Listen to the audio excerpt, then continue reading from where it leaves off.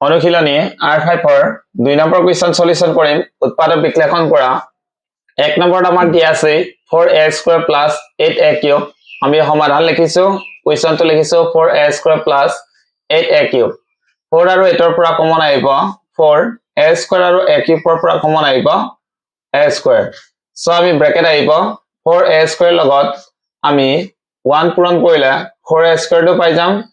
plus আছে যেটুকে ইয়াত plus লগত প্লাস দিলে আমি প্লাস পাম প্লাস প্লাস আৰু 4 লগত 2 পূৰণ দিলে আমি 4 দুগুণ 8 পাম a² লগত a পূৰণ দিলে a³ পাম এইখিনি হল আমাৰ 1 নম্বৰ প্ৰশ্নটোৰ সমাধান নেক্সট 2 নম্বৰ প্ৰশ্নটো দিয়া আছে আমাক 7x² y - 21xy³ সো ইয়াতে 7 আছে 21 7 আৰু 21 ৰ পৰা কমন আহিব 7x² minus x y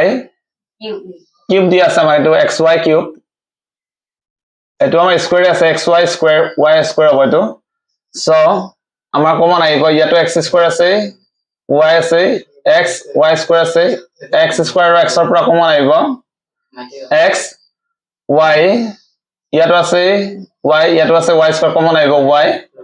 so ইয়াতে আহিব আমাৰ x x ৰ লগত x পূৰণ কৰিলে x² y আছে y বহিব 7 আহিব যেটা আমি মাইনাস পাব লাগিব প্লাসৰ লগত মাইনাস পূৰণ কৰিলে প্লাস মাইনাস পাম 7 ৰ লগত 3 পূৰণ কৰিলে 7 3 গুণ 21 পাম x আছে আৰু y আছে y লগত y পূৰণ কৰিলে y² পাই যাম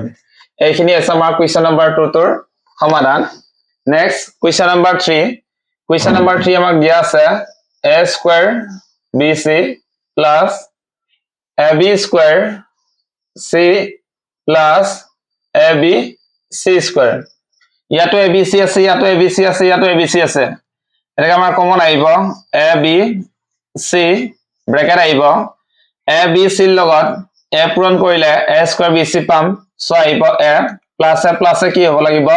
প্লাস abc ৰ লগত b পূৰণ কৰিলে ab² c পাম প্লাস abc ৰ লগত c পূৰণ কৰিলে abc² পাম এইখিনি হৈছে আমাৰ কোৱেশ্চন নম্বৰ 3 টোৰ সমাধান নেক্সট কোৱেশ্চন নম্বৰ 4 দিয়া আছে আমাক a³ minus 4a² b² এতিয়া আমাক ইয়াৰ পৰা আমাৰ কমন কি আহিব a³ আৰু a² ৰ পৰা কমন আহিব a² a² লগত a পূৰণ কৰিলে আমি পাম a³ প্লাস মাইনাস a² লগত b² পূৰণ কৰিলে আমি পাই যাম a² b² এইখিনি আছিল আমাৰ কোৱেশ্চন নম্বৰ 4 ৰ সমাধান